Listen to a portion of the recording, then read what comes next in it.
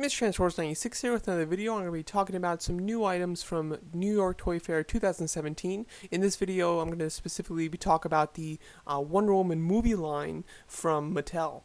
So Mattel isn't a company that I collect too much anymore. I did for the previous, DC films before, or at least stopping with Man of Steel. But I am quite interested in some of the products that they have coming up, and in particular, I'm pretty interested in the Wonder Woman wave. I think it looks like a pretty solid wave. But not only is it great to see these figures, it is our first ever look at the main villain from the Wonder Woman movie being Aries as the Build-A-Figure. So that is very exciting. But before I get into Aries, let me just go on it based on how these pictures are. So first of all, we have our one look of a figure in package, and as you can see, this is Wonder Woman's mother, whose name is Queen Hippolyta.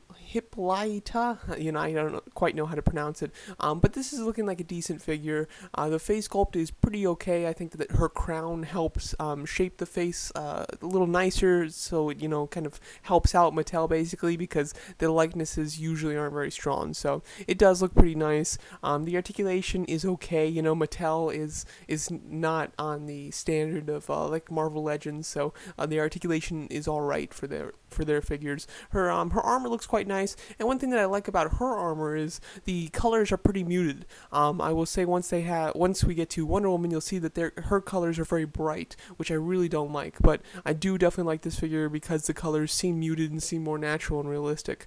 Also, in package, you can see almost like two pieces of the Aries Build-A-Figure. It would be great if you don't need to buy too many figures to build him, because I'm incredibly interested in that Build-A-Figure, or collect and connect, which is what Mattel calls it. I don't really want to buy a whole bunch of regular figures to build him, so it would be great if I don't need to buy too many to get him. So hopefully they have him, spread out pretty nicely. Then we have, here's Diana here, before she gets her Wonder Woman costume. The face sculpt is, it's Mattel, unfortunately. But the rest of the figure looks pretty nice. I mean, it's all pretty, smooth, basically. There is some nice texture in some of the areas, but as far as the color goes, it's all pretty, it's pretty spaced out as far as color. There's not a whole lot of blending going on there, which doesn't give it the most natural look, unfortunately. But it's an alright looking figure. Certainly, for Mattel, it looks decent, although her eyes are going in two different directions. I don't like Mattel. What are you going to do? You think that the copy they'd have on display would be perfect, right? But anyway, that looks like an okay figure. Then we have the more classic Wonder Woman figure, but this one has a coat on. I would assume there will be probably like another Wonder Woman in this wave that doesn't have the coat. The coat looks really well textured. I like it a lot. But her costume is super bright, and as we've seen from Batman v Superman and from the trailers for Wonder Woman, the DCEU has this like kind of this unsaturated color, kind of like a filter on their movies, and in the movies the blue and the red aren't this bright. I really wish that they were toned down, and again, this face sculpt is not great, so that is a little disappointing.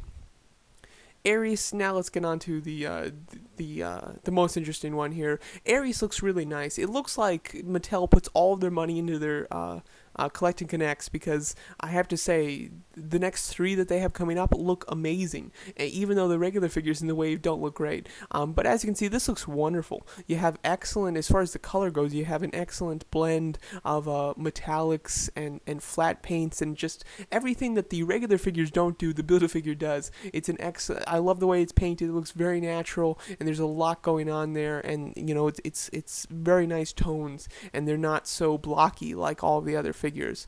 His helmet is like some weird, like kind of like yak skull type of thing, which is odd. I don't know if that can't be his actual face. I would imagine that there's something underneath it. I'm not sure though. But it's a weird look. It's a weird take on Aries. However, I do think that it looks really interesting, and he also comes with a shield and his sword. But look at that. The coloring's awesome. You have really great like dark metallic blues and blacks. Wonderful. And excellent sculpting throughout it. Really nice. I mean, this Build-A-Figure looks fantastic. The only thing I would say is His feet look a little bit small, and it might just be from the angles, but from multiple pictures I've kind of seen that. So I really hope that his feet in person are not so tiny. And then here's Wonder Woman's mother outside of packaging. Same thing goes. I think that she looks quite nice. I think that her figure is better than the Wonder Woman figures, I must say. And she also comes with a sword and a spear, which is good.